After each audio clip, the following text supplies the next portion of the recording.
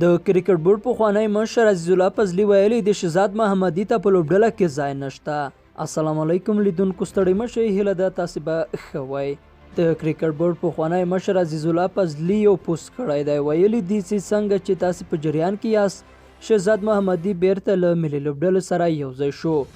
دا په داسې حال کې ده چې رحمان الله ګرباز او اکرام علي خیل په شتون کې شهزاد ته ضرورت نشته، او بل لوري ته افتابالم چې اوس مهال ملي لوبډله ورته اشده اړتیا لري چې په افتابالم باندې بندیز هم تر ډیره سیاسي و.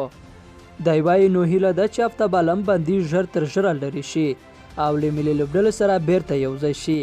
نو ډېر خوږو قدرمنو لیدونکو، دا و د کرکټ بورډ پخواني مشر عزیز الله فضلي پوسټ چې تاسې واورېده. د په خپلو خبرو کې ویلي دي چې د اکرام علي خیل او رحمان الله ګرباز په شتون کې شهزاد محمدي ته ضرورت نشته، او بیا داسې ویلي دي چې افتابالم چې اوس مهال بندیز پرې لګېدلی دی او ژر تر ژره وایي دغه بندیز باید خلاص شي او تر ډیره وایي چې سیاسي و.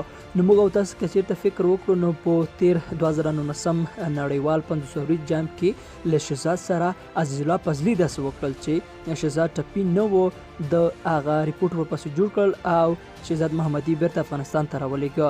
او بل خوا داسې ویل کېدل چې افتابالم چې دغه د کرکټ بورډ له اصولو سره سرغړونه کړې ده، نو د دغه سرغړونې په ترڅ کې دی بندیز لرې شو، او اوس دی وایي چې دغه سیاسي و. نو له دې څخه معلومیږي چې له شهزاد محمدي سره عزیز الله فضلي څه چې وکړل هغه عزیز الله فضلي وکړل.